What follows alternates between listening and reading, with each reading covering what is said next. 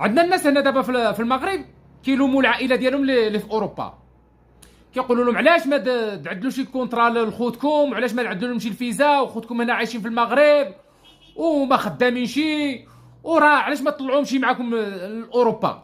راه حاسبين بان الناس اللي في اوروبا راه هما اللي كيعدلوا الفيزا، هما اللي كيعدلوا الكونترا، ورا الناس اللي في اوروبا المغاربه والناس اللي في اوروبا راه اقسم بالله العلي العظيم الا كيحزونا على المغرب، كيحزونا. لان علاش؟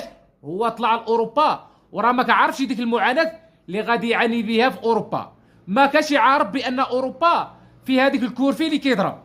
غتعرف هو المغاربه راه الناس اللي في اوروبا ما عالم بهم الا الله سبحانه وتعالى. وبالخصوص كاينين شي نساء تا كيجي السخانه وشهر 7 عاد كتبدا تعمل لك الريحه، وتشري لك تمشي لك لزارا وتشري لك شي صوياك وتشري لك شي سبيباط وتجي للمغرب، وكيشوفوها الناس في المغرب حاسين بانه هما تما عايشين في اوروبا راه عايشين السعاده.